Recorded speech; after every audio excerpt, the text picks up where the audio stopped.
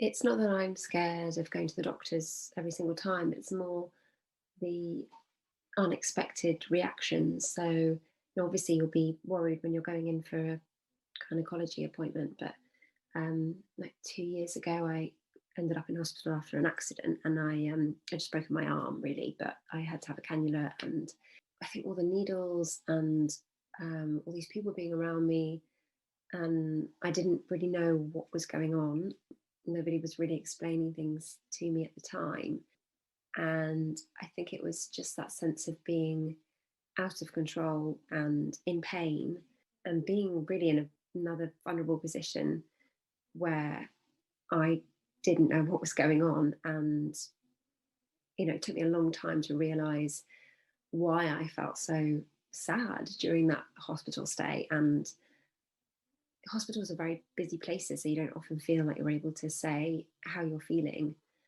And actually, I didn't really understand how I was feeling at the time. It wasn't until afterwards, when I was at therapy, that I could actually discuss how I felt, and sort of work out why that kind of power dynamic had resemblance to what had happened to me before, and the control that he had over me was sort of mirrored in a way, when I was in hospital.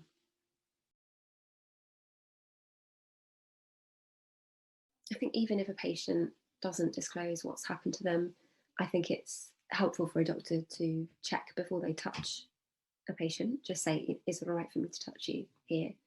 And obviously explain before a procedure what they're going to be doing, and then whilst the procedure's happening, what they are doing, so that a patient would feel a little bit more in control.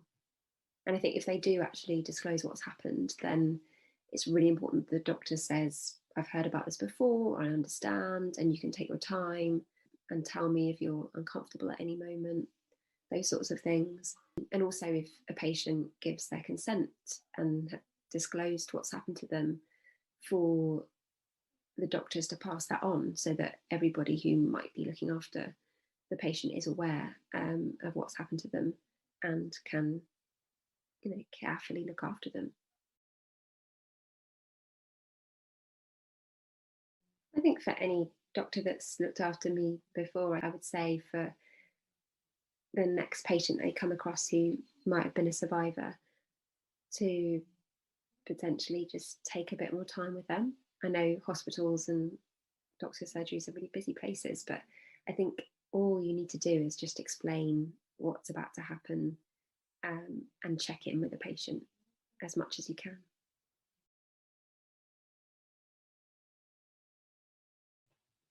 I think for survivors who are scared about going to appointments, I think the most important thing is to look after your health. Um, so if you're scared about going to a smear test or the doctor's surgery, then you can always call people like the Survivors Trust, first of all, and they can give you support. And then also, you could try calling the doctor's surgery ahead of the appointment, just to see if there's anything that they might be able to do to help you too. But ultimately, if you're going to miss a smear test or something like that, you may end up having even more invasive surgery needing to take place. It's so important to go, and look after your health.